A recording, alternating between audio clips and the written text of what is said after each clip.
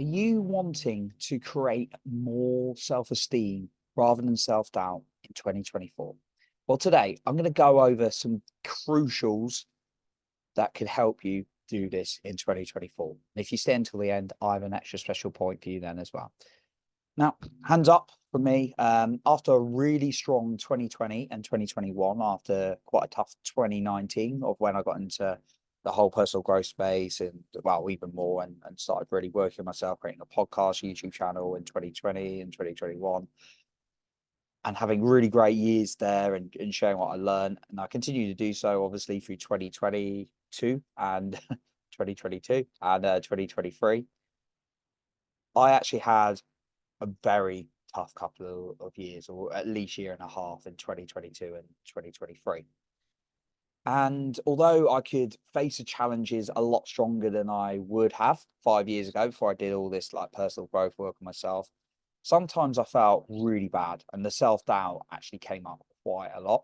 And I knew it was an opportunity for me to grow and therefore share what I'd learned even more. And there were times where it had hit me like so bad that I'd like wake up being like, oh God, not another day of this rubbish or whatever. And these things included losing jobs, it included losing relationship situations, it included falling out of people and some quite hurtful experiences.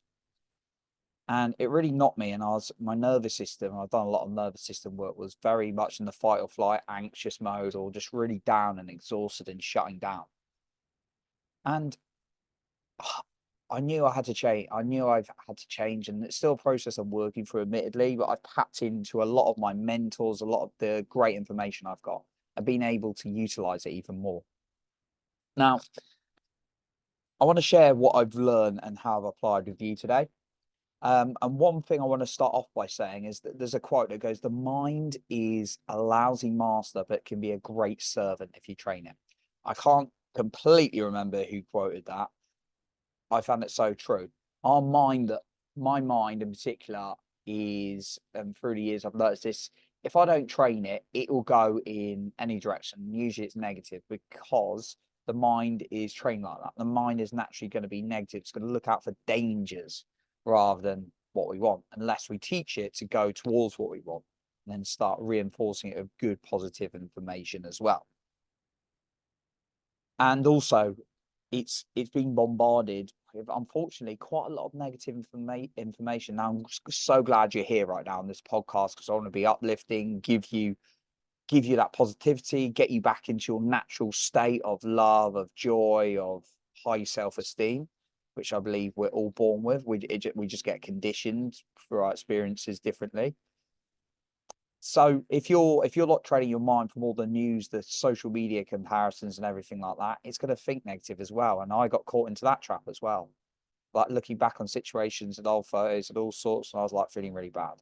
Now ask yourself this: how does it help you by just not training your mind, being caught into a negative loop and going through the same things? If you're anything like me, it was exhausting, it was draining, it just doesn't feel good, right?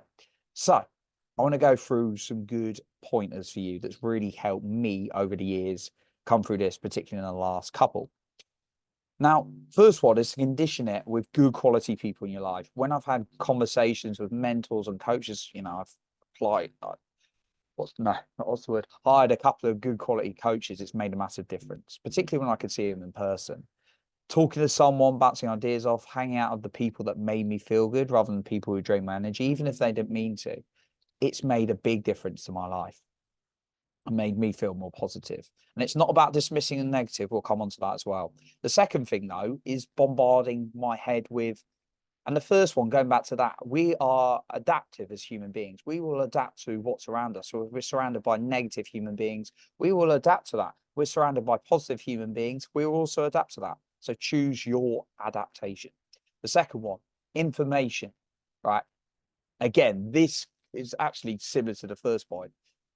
If we're like bombarded by things like the news, which is pretty toxic, to be honest, it's trying to create fear so we get hooked to it, then we're just going to think in those certain ways. And even social media, I've been really guilty of this one. Sometimes I have to create and post. If we're like hooked on social media and we're looking and we're like comparing ourselves and we're looking at all the negative stuff, we're not going to feel so good.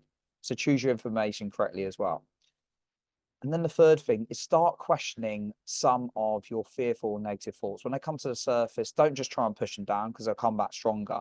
Even write them down on paper, notice them in the moment. If you don't have time, just write it down and work for it later. Make sure you work for it later because that's what just come back. Ideally, if you've got like 5 minutes, just sit with it, feel into it. It's a great book I'd recommend called Letting Go by David Hawkins as well, that really goes into this a little bit more. So those are my first 3 points, and I've got an extra one for you as well that I want to share. But just before I go on to that, I just want to remind you that if you've got a particular topic you'd like me to talk about or discuss in relation anything related to self-esteem, confidence, personal growth, mindset, just enter your answer in the Q&A, and that will allow me to produce more of what you want. So my final point that I wanted to share is breathwork. Breathwork is really, really good for being able to go into some of the unconscious feelings in the body. It allows you to go into parts of the body which have got stored away emotions you weren't even aware of. I recommend looking up somatic breathwork. It's a really, really good page. They do like sessions, or look up your local somatic breathwork practitioner, or just Google breathwork. Wim Hof does a lot on like YouTube, free stuff as well. So I'd really recommend looking at that because it will allow you to go into feeling rather than trying to think deeper. Like thinking and talking about things is great. However, we need to feel into things that are stored in our bodies at times. And that's what I found is really effective for me. It allows me to go deep, and sometimes it's painful, but it's releasing. I've cried a lot of times I've done it, but it's a beautiful healing feeling.